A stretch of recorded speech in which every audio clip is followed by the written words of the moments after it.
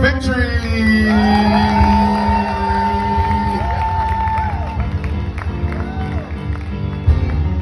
Hi everyone, good evening, good afternoon. So I think I'll just hold the mic. So my name is Victory Osas, and I'm a spoken word poet. Today I'll be sharing a true story with you. It was sometime in 2017. I was serving in the city of Calabar, Cross River State to be precise. I met a group of young Christians on fire, and sincerely, the NCCF, you know about them. And I was sincerely motivated and inspired to go into the word myself, starting from the book of Genesis. To be fair, it was a pretty smooth ride till I hit a bump at chapter 29, verse 16, when I met the character Leah. I don't know if any of you knows about Leah in the Bible. Rachel's sister, the one that Jacob wanted to marry Rachel, but they literally just gave him Leah. So I saw this story and I had questions in my mind, like why she was described as dull eyes and weak eyes right beside Rachel being called beautiful. Why couldn't her husband just love her? I mean, yes, I know they tricked you, but this woman has given birth for you, and why? I had questions really. And just a few weeks after, I met a lady, and she told me that her name was Leah. Seriously. The shock that slapped me was unexplainable, because I remember going back to my room and saying out loud to myself, why would anyone name their child Leah? I mean, I tell people choose names based on how good and successful the bearers are.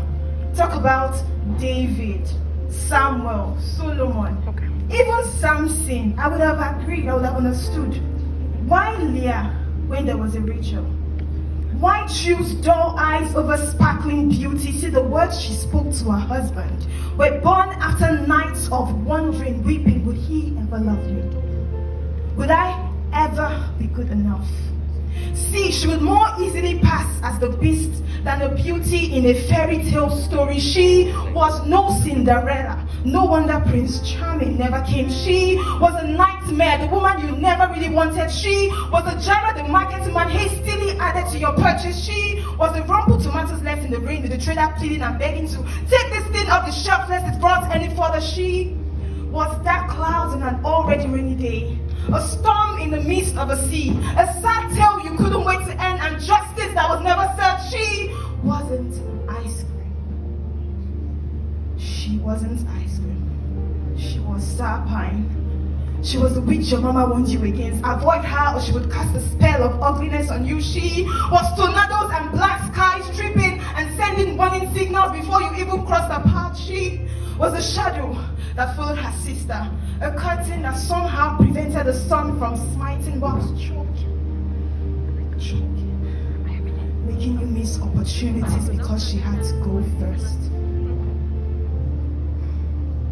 She was the third wheel. She was the permanent third wheel, a symbol of rejection in your eyes, Jacobs of our time. She was all of this. She was all of this. Or am I missing something? Yet God chose to inject his seed of greatness into her lineage. The son she bore, all great and strong, even my Lord, chose to come as a lion of the tribe of Judah, her son. No wonder. I said, no wonder. In verse 35, she exclaimed, now I will praise you, like a self-fulfilling prophecy of what would be if she finally looked away.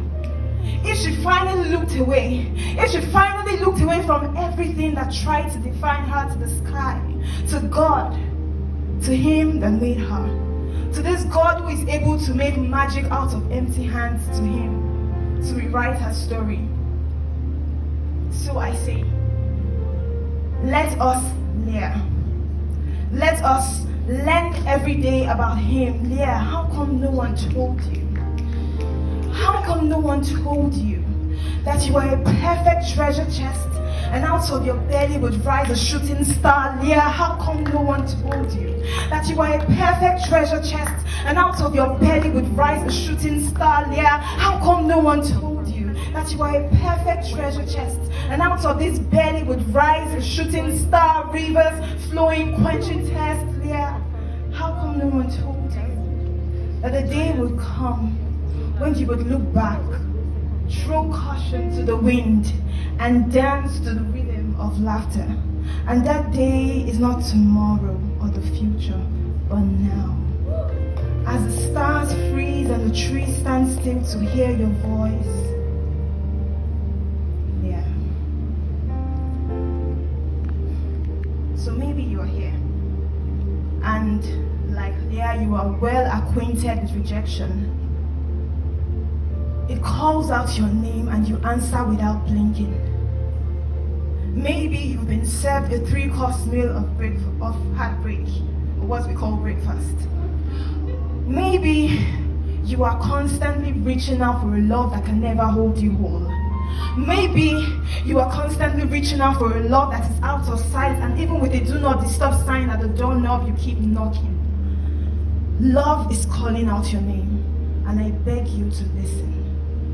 God is calling out your name, and I beg you to answer, to turn around and bloom in His embrace.